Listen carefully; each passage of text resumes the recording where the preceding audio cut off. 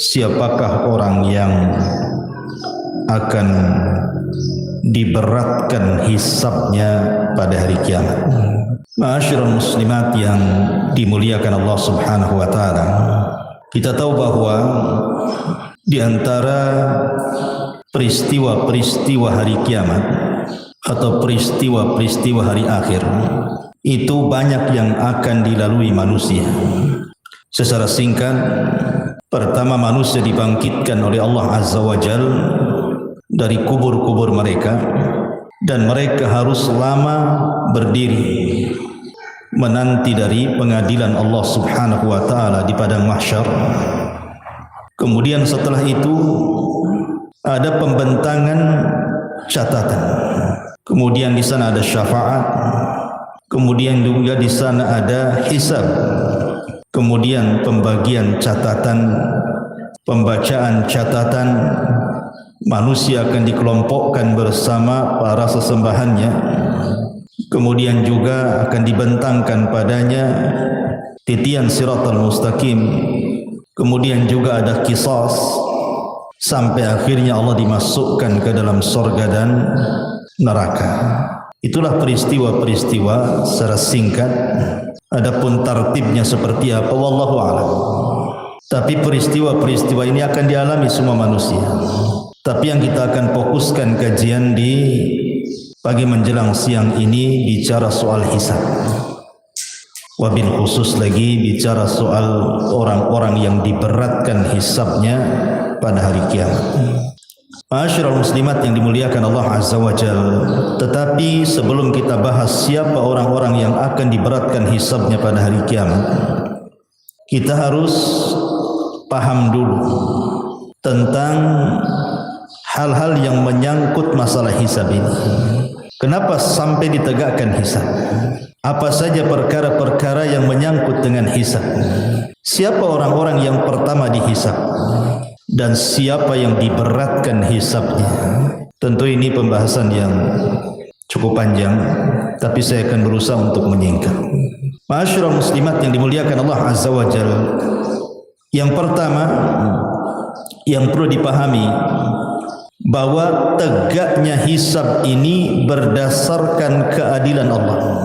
Ingat, tegaknya hisab ini berdasarkan keadilan Allah, bukan kezaliman. Karena Allah suka keadilan dan tidak suka kezaliman.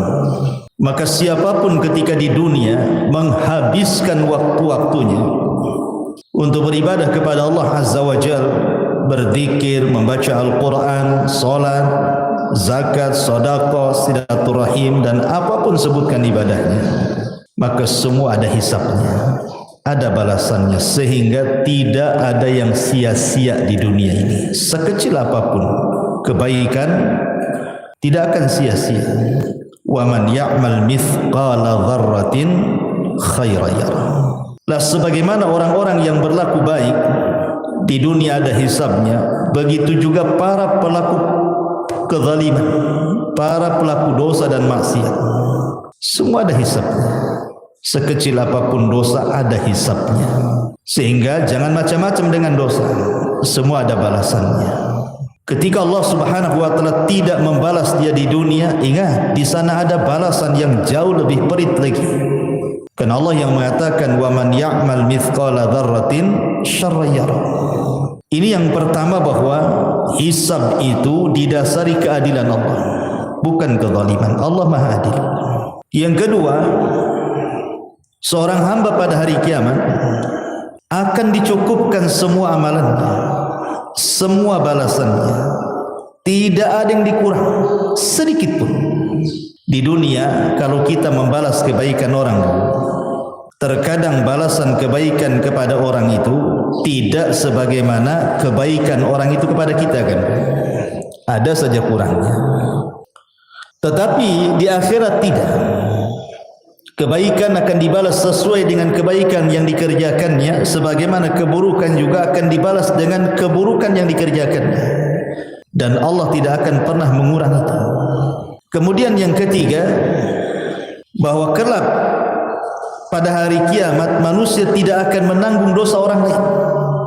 Manusia itu tidak akan menanggung dosa orang lain. Dia hanya mempertanggungjawabkan dosanya saja. Dosa orang lain ditanggung orang lain. Tidak ada urusan dengan kita. Wala taziru waziratun wizra ukhra. Dan seseorang itu akan menanggung dosanya masing-masing. Kemudian yang nomor 4, yang berkaitan dengan hisab pada hari kiamat adalah jabrun naqsi fil faraidi minan nawafil. Bahwa hal-hal yang sifatnya lalai seseorang dari melaksanakan kewajiban, umpamanya ibu sholat wajib, lalai dalam sholat wajibnya, tidak khusyuk, kurang tumaknina dan begitu seterusnya, maka akan ditempel oleh amalan-amalan sunnah. Maka amalan-amalan sunnah itulah yang akan menempel kekurangan kewajibannya, dan itu masuk pada hisab.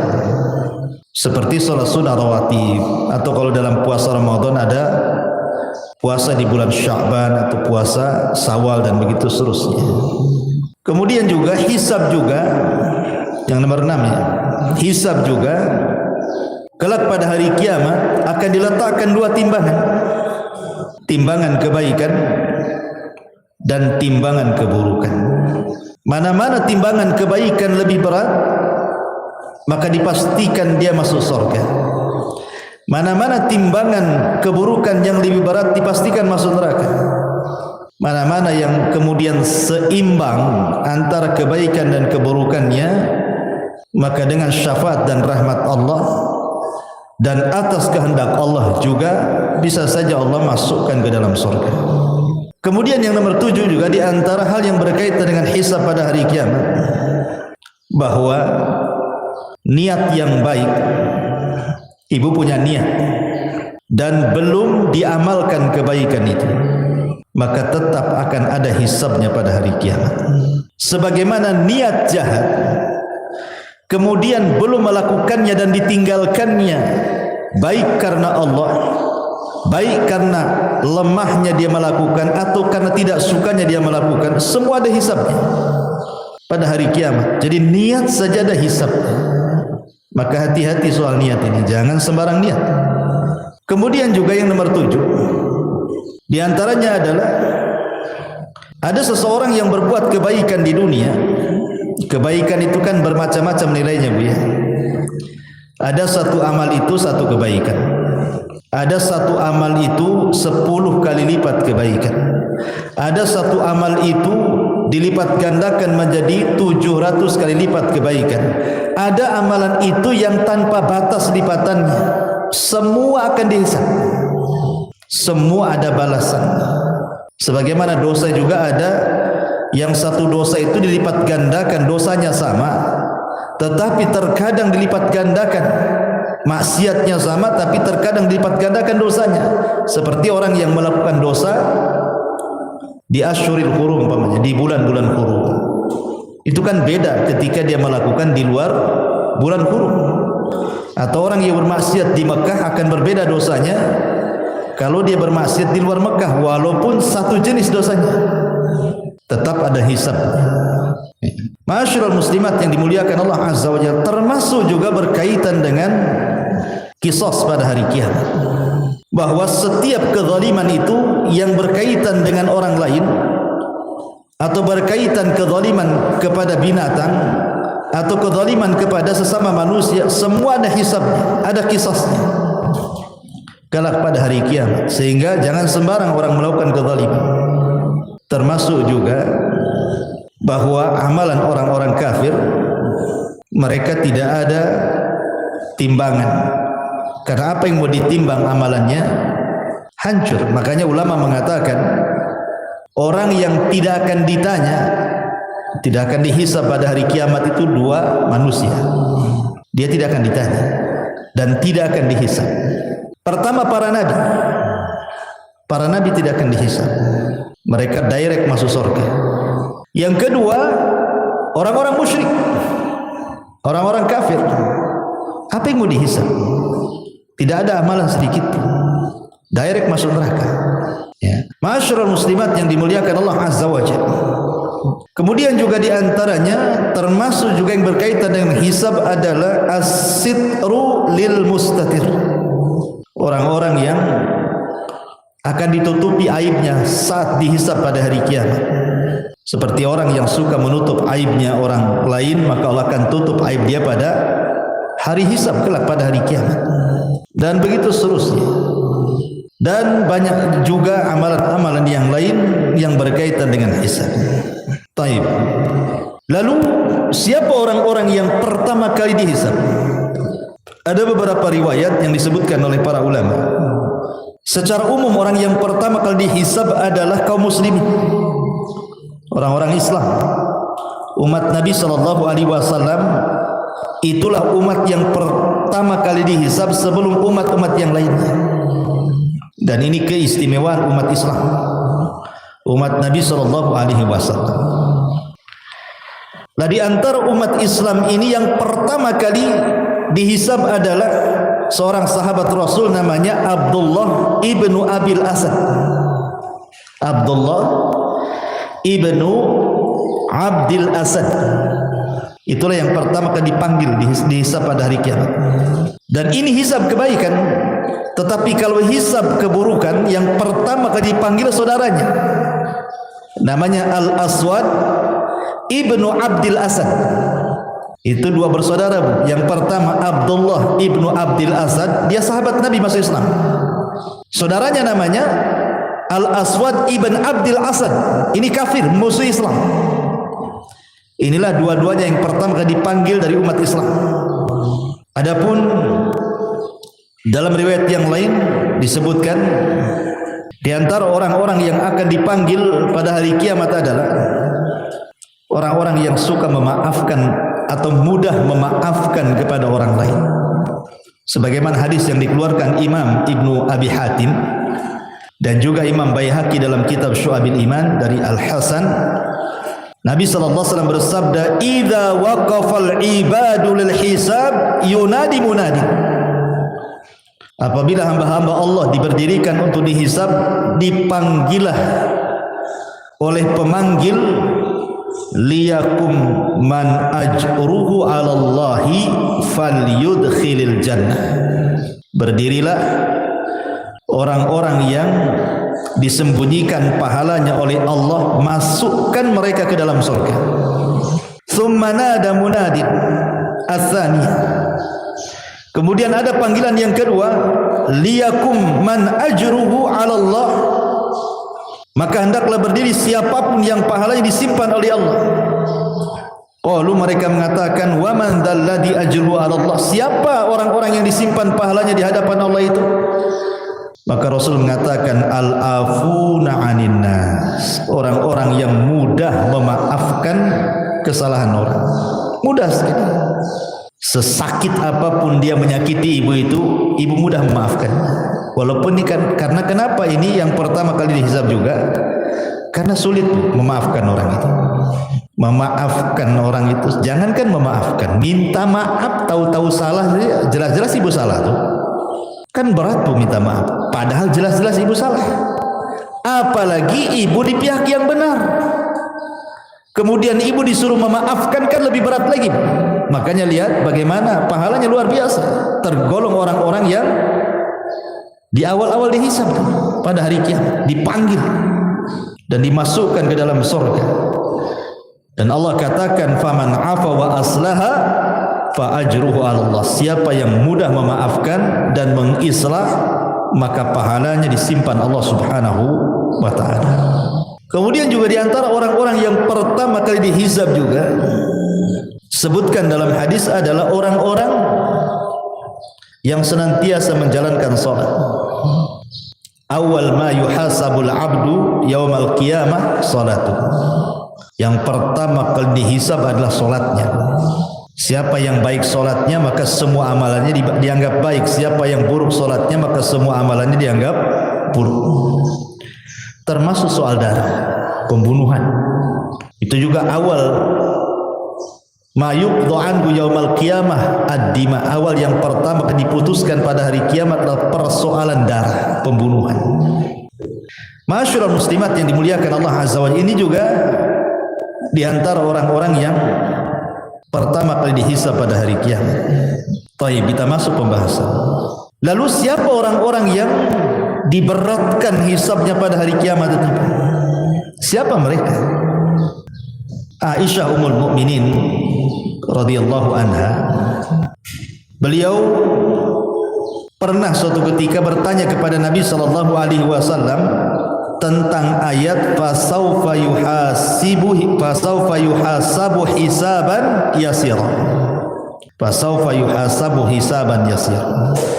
Maka kelak ada orang-orang yang akan dihisab dengan hisab yang mudah. Maknanya di sana ada hisab yang sulit.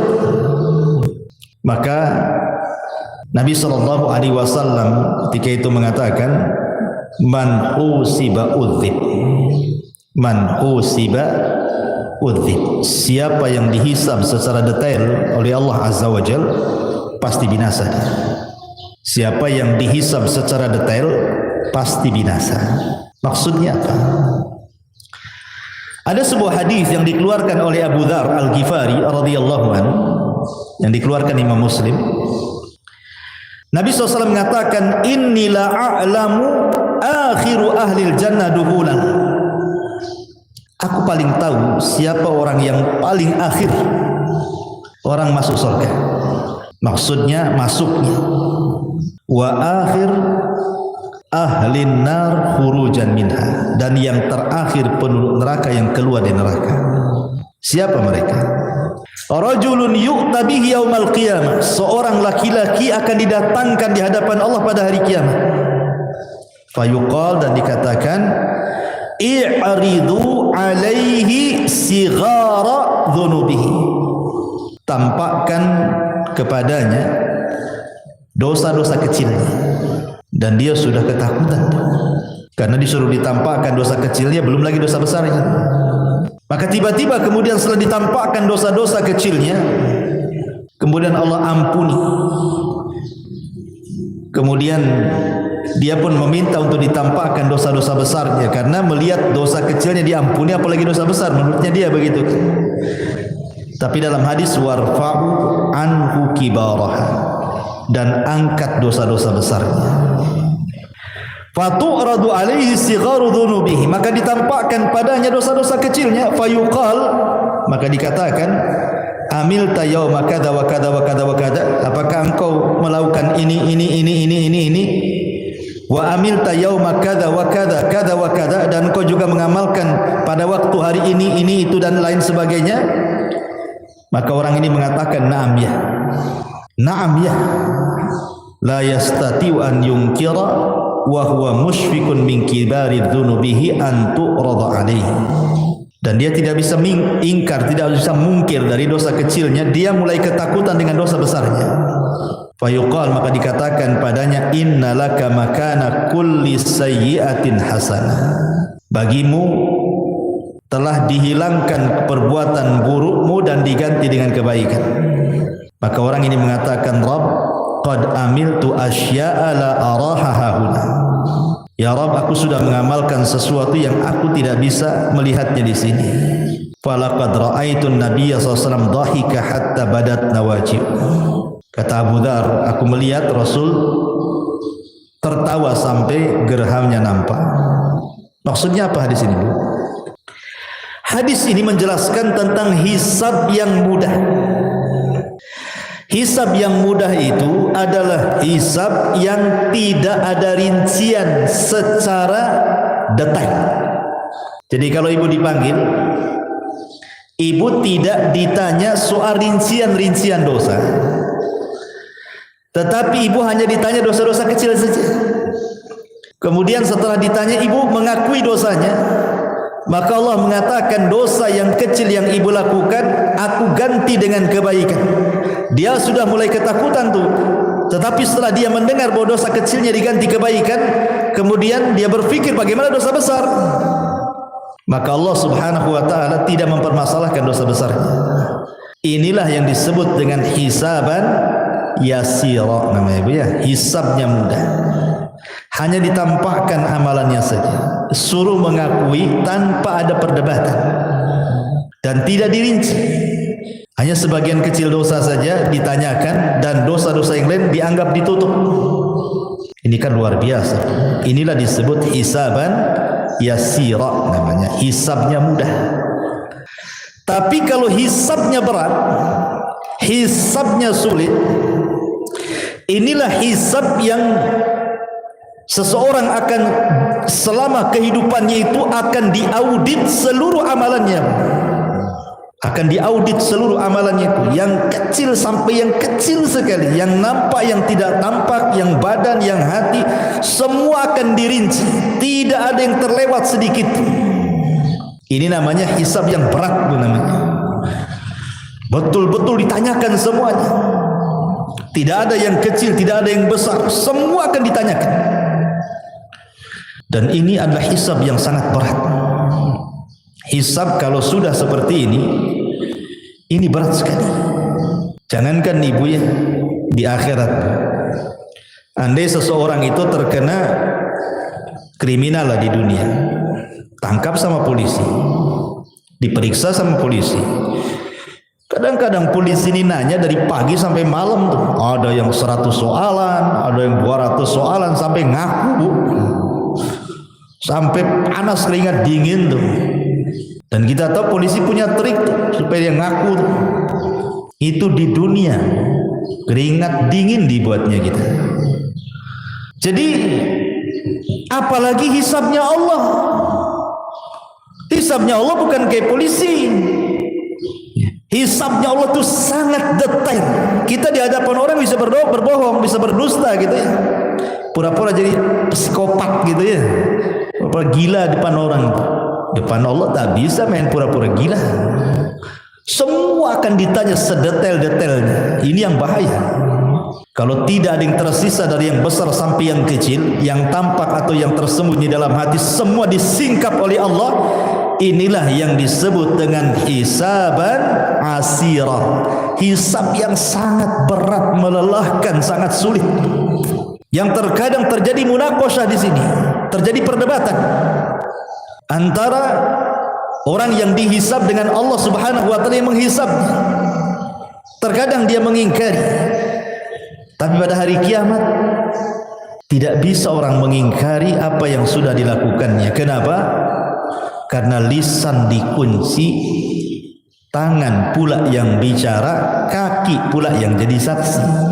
Yauma nakhtimu ala afwahihim wa tukallimuna aydihim wa tashhadu arjuluhum bima kanu ya'malun. Kunci, lisan terkunci, tangan bicara, kaki pula jadi saksi. Bukan hanya tangan bicara, kulit bicara. Siapa manusia yang badannya tidak ada kulitnya? Enggak ada kecuali kulit. Semua manusia itu dari ujung kepala sampai kaki ada kulitnya. Artinya bahwa tidak ada satupun tempat di badan kecuali kulit tahu perbuatan yang dilakukannya. Ketika kulit ini menjadi saksi di hadapan Allah Azza wa Jalla, badan protes kepada kulit, lima syahidtum alaina. Hei kulit, kenapa engkau bersaksi untuk badanmu sendiri? Kulit mengatakan, antakan Allah, Allah yang buat aku bicara, katanya. Cemana pula Allah yang buat aku bicara? Lihat, tidak ada sekecil apapun kecuali akan dihisab. Ini berat sekali, melelahkan. Ma'asyiral muslimat yang dimuliakan Allah Azza wa Jalla. Lalu apa saja yang berhubungan dengan hisab-hisab yang berat ini? Yang pertama, berhubungan dengan dosa yang berkaitan dengan hamba. Ini akan berat sekali hisabnya. Jangan pernah melakukan dosa yang ada hubungannya dengan hamba. Saya analogikan begini saja Bu ya. Ibu punya hutang ke 100 orang. Sudah jatuh temponya tak dibayar. Dicarilah ibu ke 100 orang itu di dunia. Kira-kira ibu mau sembunyi di mana tuh? 100 orang nyari ibu. Masing-masing orang yang ibu hutangi itu nyuruh debt collector. Preman-preman pula yang disuruh. Apa ibu nggak debar-debar tuh? Mau nyembunyi di mana? Di kolong ranjang? Nggak bisa. Terpaksa lah ibu keluar dari Batam. Itu baru dicari 100 orang tuh. Ibu sudah kebingungan tuh mau kemana nih? Mau kemana kan? Nggak selamat saya. Itu di dunia tuh kalau kita berbuat dosa kepada manusia, pinjam utang 100 orang nggak dibayar, dicari oleh 100 orang udah kebingungan. Jangan sampai di akhirat bu, ibu dicari oleh manusia banyak. Si Anu pernah digibahi nyari ibu. Si Anu pernah dilecehkan kehormatannya oleh ibu, nyari juga ibu. Si Anu pernah diledeki. Si Anu pernah dipukul. Si Anu pernah diejek. Si Anu, masya Allah. Coba bayangkan, kalau ibu menggibah satu orang, mungkin dia aja yang nyari ibu. Tapi kalau ibu buat gibah nasional, satu Indonesia nyari ibu nanti. Ada, jangan gibah-gibah jamaah. Nanti satu jamaah yang nyari. Itu baru dosa gibah, dicari orang yang digibahinya kan bu. Belum dosa-dosa yang terkait dengan manusia itu di luar daripada gibah. Ngambil tanah orang, itu pun akan dicari sama yang punya tanah itu pada hari kiamat. Apalagi menghina orang akan dicari juga. Itu akan sulit hisabnya. Makanya kenapa orang yang seperti ini disabdakan oleh Nabi sallallahu alaihi wasallam, atadruna mal muflisu hadhil ummah. Kata Nabi sallallahu alaihi wasallam, kalian tahu siapa muflisnya umat ini? Muflisnya umat ini. Maksudnya muflis di sini bangkrut, orang yang bangkrut pada hari kiamat. Sahabat polos, bukan disangkanya orang bangkrut usahanya yang bangkrut. Ya kata sahabat, ya orang muflis itu man la dirhamalahu wala mata, orang yang gulung tikar usahanya, orang yang tidak punya modal, habis semua, nggak ada barang, nggak ada uang, itulah barang bangkrut katanya. Kata Rasul bukan itu. Tapi orang yang bangkrut ini kata Rasul, innal muflisa min ummati yaumal qiyamati man ya'ti yaumal qiyamati bi salatin wa siyamin wa zakatin wa ya'ti qad syatama hadha wa qadhafa hadha wa akala mala hadha wa safaka dama hadha wa dharaba hadha. Orang yang bangkrut pada hari kiamat itu, satu sisi dia bawa pahala salat, bawa pahala puasa, bawa pahala zakat dan pahala-pahala ibadah yang lainnya. Sisi lain dia zalim pula sama orang. Pernah mencaci si fulan, pernah menuduh si fulan, pernah makan harta si fulan, pernah membunuh darah si fulan, pernah memukul si fulan. Lihat, di sini ada 3 soalan berkaitan dengan zalim kepada orang. Dosa lisan, dosa perbuatan, dan dosa hati. Ya. Adapun dosa lisan seperti mencaci, memaki, menuduh, ini dosa lisan. Menggibah, apalagi dosa lisan banyak, mengejek, baik dengan mata, dengan isyarat, dengan lisannya gitu ya. Macam-macam.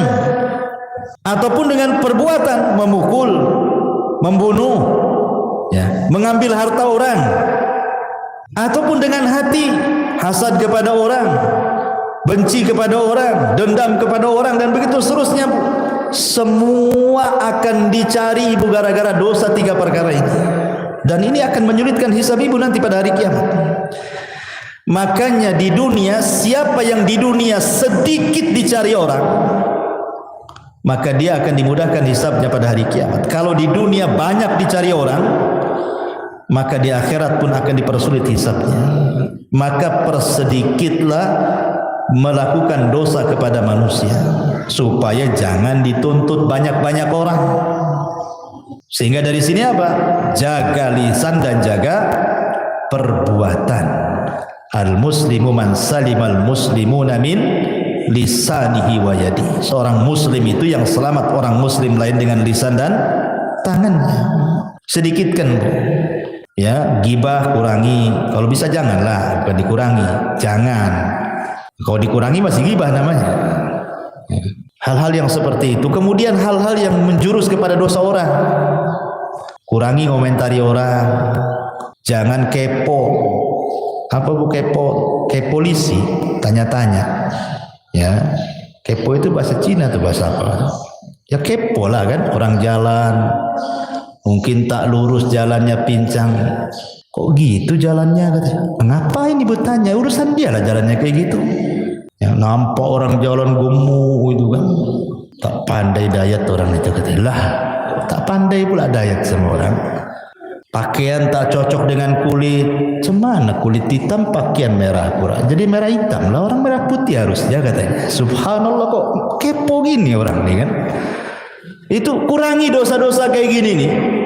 Memang dia nggak dengar ucapan ibu, tapi nanti pada hari kiamat nyari ibu loh. Dulu kok yang ngomong aku hitam merah kan gitu ya. Dulu kok yang bilang aku pincang lari-lari gitu. Semua akan ditanya, kurangilah kepo-kepo tuh. Itu urusan dengan orang. Itu kan dicari orang nanti. Siapapun semakin banyak yang nyari orang karena perbuatan orang ini kepada orang lain, oh itu makin sulit tuh hisabnya. Maka berhenti, stop, jangan melakukan dosa pada manusia. Ya. Ini yang pertama. Yang kedua, persoalan keikhlasan. Persoalan keikhlasan. Usahakan dalam beramal itu jangan sampai diberikan kepada selain Allah Azza wa Jalla. Karena ada orang-orang yang nampaknya berbuat baik, harusnya dia dapat hisab yang mudah, atau boleh jadi tidak dihisab. Rupanya dia pula hisabnya sulit. Ketika dia beramal kebaikan diniatkan bukan karena Allah. Dalam sebuah hadis Nabi SAW mengatakan, awal ma yuqda anhu awal man tusyu'ira bihi yaumal qiyamah. Orang yang pertama kali disentuh pada hari kiamat adalah 3 manusia. Siapa 3 manusia ini? Pertama orang pakar Quran, yang kedua pakar sedekah, yang ketiga pakar jihad. Dohirnya kan bagus Bu ya. Pakar Quran bagus, sedekah bagus, jihad bagus, bagus 3-tiganya. Masalahnya 3-tiganya beramal untuk selain Allah. Nanti akan dipanggil tuh pada hari kiamat. Tampakkan amalannya. Betul kau itu yang baca Quran tuh, khusyuk-khusyuk tuh. Betul ya Rabb, itu saya. Apa maksudmu tuh?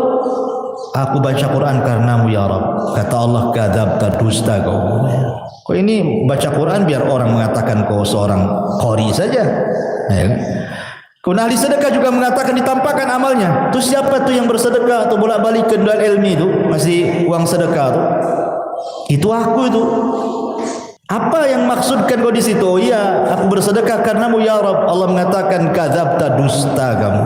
Kau bersedekah biar disebut dermawan aja. Seorang mujahid ditampakkan amalannya. Itu siapa itu yang perang pemberani itu? Hebat kali dia perangnya, banyak dibunuhnya musuhnya. Itu aku ya Rabb katanya. Untuk apa kau di situ? Qataltu fika ya Rabb. Aku berperang karenamu. Allah katakan kadzabta, dusta engkau. Kau ini berperang supaya orang mengatakan kau pahlawan aja tuh. Jadi lihat amal-amal seperti ini bahaya. Ini memberatkan hisab. Ya. Kemudian juga hal-hal yang memberatkan juga selain daripada perkara-perkara ketidakikhlasan. Amalan ini bukan karena Allah Subhanahu wa taala gitu. Termasuk juga Bu, ada amalan-amalan itu yang kalau bisa dihindari. Karena ini berat adabnya pada hari kiamat. Contohnya apa? Contohnya umpamanya Rasul mengatakan salasatun la yanzurullahu azza wa jal yaumal qiyamah. Allah tidak akan melihat kepada 3 orang ini pada hari kiamat. Siapa mereka? Al-aqu liwalidayhi. Ini juga yang berat hisabnya. Orang yang durhaka kepada orang tua. Orang yang durhaka dengan orang tua. Sama dosanya, hisabnya juga berat. Wal mar'atul mutarajjilatu, ataupun laki-laki yang menyerupai perempuan yang menyerupai laki-laki atau sebaliknya, LGBT. Dan sekarang banyak perempuan yang menyerupai laki-laki, ngomong digede-gedein, pakaian dibuat kayak laki-laki, pakai jas, pakai jin dibawa-bawa di kakinya coba. Jadi ada pakaian diketat-ketatin, ngapain coba? Itu bukan kodratnya perempuan. Ini besar nih ikobnya pada hari kiamat. Ataupun dayuth, kepala rumah tangga yang tidak punya kecemburuan sama sekali. Nggak punya kecemburuan, nggak apa-apa mau istrinya maksiat, mau anaknya maksiat, nggak peduli dia. Dayus, lihat ini juga besar dosa. Ya, dan berat hisabnya juga ya. Ataupun sebagaimana Nabi SAW mengatakan, al-mannan dalam riwayat yang lain mannan, suka menyebut-nyebut pemberian, ya. Atau dalam riwayat yang lain, 3 orang yang tidak akan diajak bicara adalah pada hari kiamat dan bahkan tidak akan dibersihkan. Syekhun zanin, orang tua yang berzina, malikun kadzab, penguasa para pendusta, dan orang miskin sombong. Saya ini heran kalau ada orang miskin sombong tuh, udah miskin sombong lagi kan itu. Kalau orang kaya sombong wajar lah kan dia. Ada yang disombongkan kaya, orang miskin sombong, apalah yang disombongkan itu? Tak tahu diri itu namanya. Ini besar dosanya, ya. Dan banyak lagi, ya, orang-orang yang sombong nanti pada hari kiamat juga akan dikumpulkan dan dijadikan seperti semut. Inilah diantara keterangan para ulama bahwa nanti pada hari kiamat itu semua akan dihisab di hadapan Allah, termasuk juga Allah mengatakan latus alunna yauma idzin anin naim, karena akan ditanya pada hari kiamat soal nikmat semua nikmat itu akan ditanya, yang kecil yang besar semua akan ditanya di hadapan Allah Subhanahu wa ta'ala.